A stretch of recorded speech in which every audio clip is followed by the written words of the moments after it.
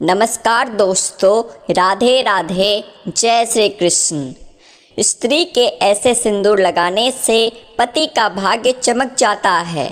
दोस्तों, सिंदूर औरतों के सुहाग का प्रतीक होने के साथ उनके श्रृंगार में भी सबसे ज़्यादा महत्वपूर्ण होता है। लेकिन अगर आपसे यह कहा जाए कि आपके सिंदूर लगाते समय की गई ये गलतियां आपके पति को बुरी तरह कर्ज में डुबो देंगे और आपको लकीर का फ़कीर बना देंगे, तो आपको कैसा लगेगा? दोस्तों, घबराने की ज़रूरत नहीं है। यह सब हम आपको डराने के लिए नहीं कह रहे, बल्कि हमारे शास्त्रों एवं पुराणों में सिंदूर लगाने के कुछ ऐसे महत्वपूर्ण नियम बताए गए हैं जिन्हें जानने के बाद आप अपने पति के लिए किस्मत के दरवाजे खोल सकती है और उनकी तरक्की दिन दुगनी रात चौगनी हो सकती है। लेकिन वहीं साथ में शास्त्रों में यह भी बताया गया है कि जो औरतें सिंदूर लगाते समय ये गलतियां करती है, उनके पति की उम्र तो कम होती ही है, साथ ही दुर्भाग्य भी उनके दरवाजे पर दस्तक देता है। तो अगर आप भी जानना चाहती है कि सिंदूर लगाते समय हमें कौन सी बातों का ध्यान रखना चाहिए, तो इस वीडियो को आखिर तक ज़रूर देखिएगा। दोस्तों, आगे बढ़ने से पहले वीडियो को लाइक ज़रूर कर दें और हमारे चैनल को सब्सक्राइब भी ज़रूर कर दीजिए, क्योंकि आप बाद में भूल जाते हैं। तो चलिए वीडियो में आगे बढ़ते हैं। दोस्तों, एक शादीशुदा स्त्री की पहचान उसका सिंदूर ही होता है और हिंदू धर्म में कहा जाता है कि औरत जितनी लंबी अपनी मांग भरती है, उसके पति की उतनी ही लंबी होती है उम्र। इसके अलावा सामुद्रिक शास्त्र में जो 16 श्रृंगार बताए गए हैं, उनमें से सबसे महत्वपूर्ण श्रृंगार सिंदूर ही है, जो न केवल एक स्त्री की गरिमा को दिखाता है, बल्कि उसके पति के सौभाग्य को भी बनाए रखता है। लेकिन आधुनिकता के चलते औरतों ने मॉडर्न बनने की शौक में इस परंपरा को एक तरफ उठाकर रख दिया है।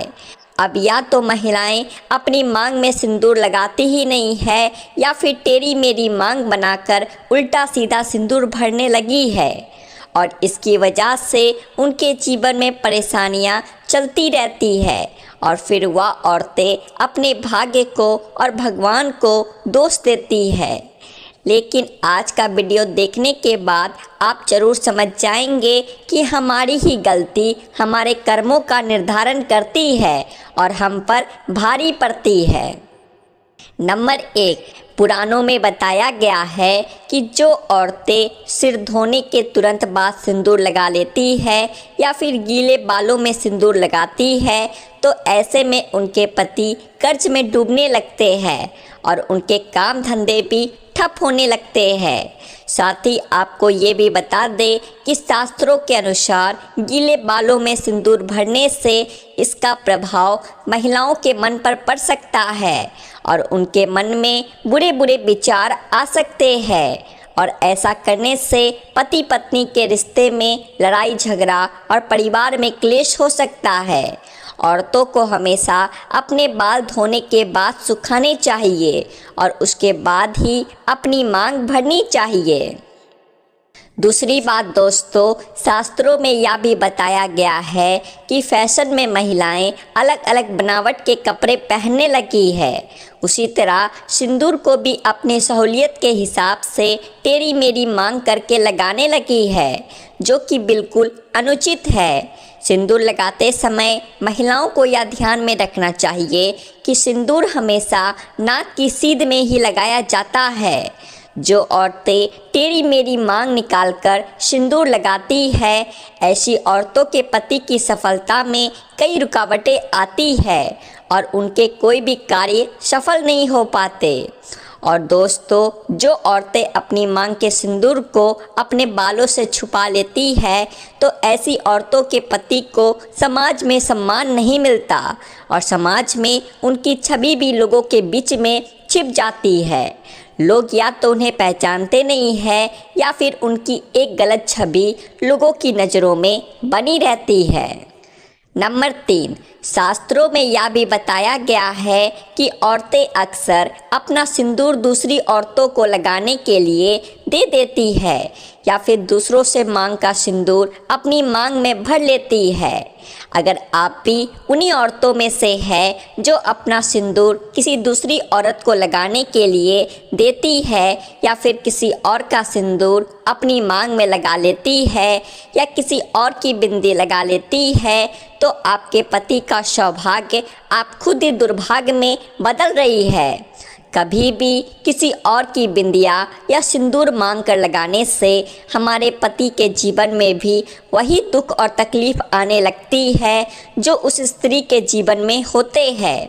और अगर आप अपनी बिंदु और सिंदूर किसी और को लगाने के लिए देती है तो इससे आप अपना सौभाग्य उस स्त्री को खुद ब खुद दे देती है।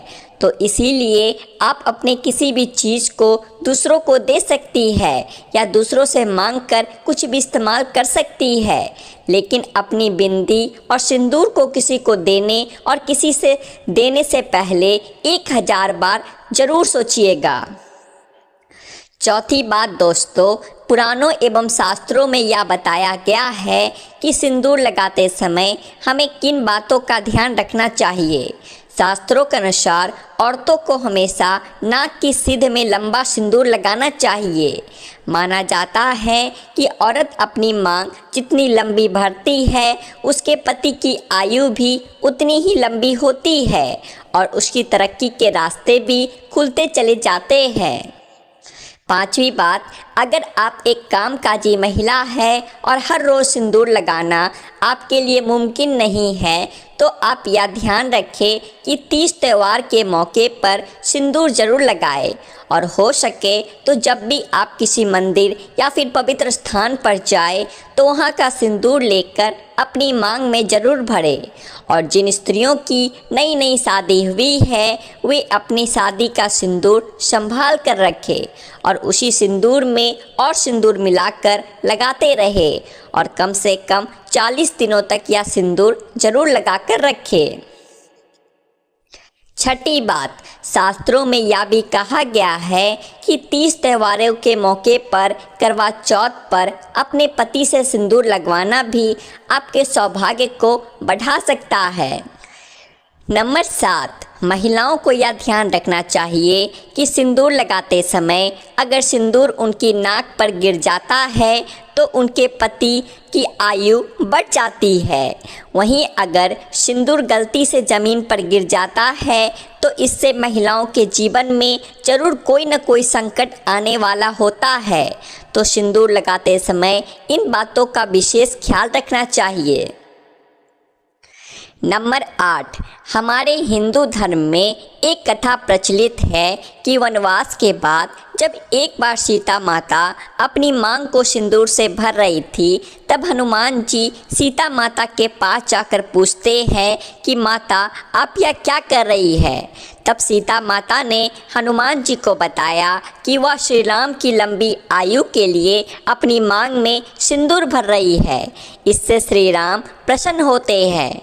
तब हनुमान जी ने सोचा कि अगर इतना सा सिंदूर लगाने से उनके प्रभु की आयु बढ़ सकती है तो क्यों ना वह अपने पूरे शरीर पर सिंदूर लगा ले, और तभी से हनुमान जी पर सिंदूर चढ़ाने की प्रथा बन गई। तो देखा आपने, अगर सिंदूर में इतनी शक्ति है कि वह भगवान की आयु बढ़ा सकता है तो इंसान की तो बात ही क्या है। तो दोस्तों, सिंदूर वास्तव में एक महिला के सौभाग्य से जुड़ा होता है, क्योंकि हर एक इंसान के भीतर 7 चक्र होते हैं और जो महिलाएं नियमित रूप से सिंदूर लगाती है उनका 7वां चक्र यानी कि आज्ञा चक्र बिना किसी मेहनत के, तपस्या के एक्टिवेट हो जाता है। और जब किसी व्यक्ति का आज्ञा चक्र जागृत हो जाता है तो उसे परिस्थितियां भांपने की शक्ति मिल जाती है। तभी तो महिलाओं को आगे होने वाली घटनाओं का अंदाज़ा बाकी लोगों से पहले हो जाता है। आपको बता दें कि बड़े बड़े तपस्वियों को अपने आज्ञा चक्र को जागृत करने के लिए गहन तपस्या करनी होती है। वहीं महिलाएं अपना आज्ञा चक्र केवल अपनी मांग में सिंदूर लगाकर ही जागृत कर सकती है। वहीं विवाहिता के लिए तो सिंदूर न केवल उनके सौभाग्य बल्कि सुहाग का भी प्रतीक है और वह स्त्रियां अपने पति के हृदय में एक विशेष इज्जत भी प्राप्त करती है, जो अपने पति के नाम की मांग हर रोज भरती है।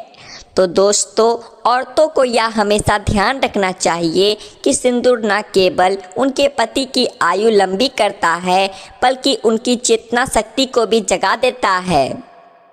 तो सिंदूर लगाना न केवल उनके पति के सौभाग्य से जुड़ा है बल्कि स्त्रियों की मानसिक शांति से भी जुड़ा है। हर रोज सिंदूर लगाने वाली स्त्रियों का मंगल मजबूत रहता है। तो उम्मीद करते हैं प्रिय दोस्तों कि मांग भरने के लिए ये कुछ खास जानकारी आपको पसंद आया होगा। अगर हाँ तो वीडियो को एक लाइक कर दें और ऐसी ही और जानकारियाँ जानने के लिए आपके अपने चैनल द आध्यात्मिक टेल्स को सब्सक्राइब भी करें। बोलो सियापति रामचंद्र की जय, बोलो बजरंग बली की जय।